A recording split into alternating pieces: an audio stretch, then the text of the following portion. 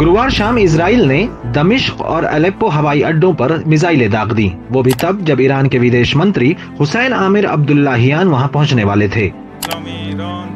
Iran ने इस पर सख्त प्रतिक्रिया दी है। फिलिस्तीन और गाजा के खिलाफ युद्ध अपराधों के सिलसिले का बाकी दोस्त देश जवाब देंगे। ईरान तमाम वर्षों में हमास को उदारता के साथ मदद देता रहा है, पैसे भी और फौजी सामान भी, खास करके मिसाइलें। शनिवार को हमास के हमले का ईरान ने खुलकर समर्थन किया है।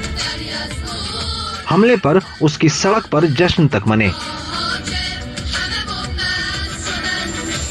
हमास को ईरान के इस खुले समर्थन से नाराज अमेरिका और कतर ने समझौता किया है कि फिलहाल कतर ईरान को उस $6 बिलियन की रकम नहीं लेने देगा जिसे बीते महीने कैदियों की अदला बदली के हिस्से के तौर पर दिया जाना था। कतर को जो भी पैसा गया है उसका किसी भी रूप में ईरान द्वारा इस्तेमाल नहीं किया गया है। इस खाते के पैसे को वित्त विभाग देखता है। इसे सिर्फ मानवीय मदद के लिए, खाने, दवा, मेडिकल उपकरण आदि के लिए इस्तेमाल किया जा सकता है। हमारी इस फंड पर नजर रहती है और इसे फ्रीज करने का अधिकार हमारे पास है।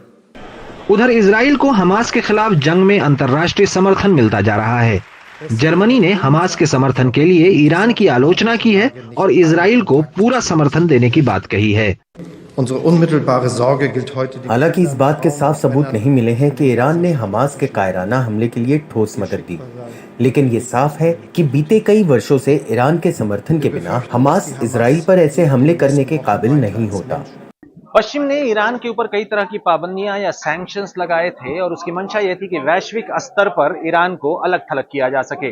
लेकिन पिछले कुछ सालों में ईरान के रिश्ते न सिर्फ चीन और रूस से बेहतर हुए हैं, बल्कि अरब ममालिक भी उसके करीब आए हैं। अब ऐसे में यह खतरा पैदा हो रहा है कि इजराइल की जंग से कहीं हम किसी दूसरे शीत युद्ध की तरफ तो नहीं बढ़ रहे। नई दिल्ली से मोहम्मद गजाली, NDTV इंडिया।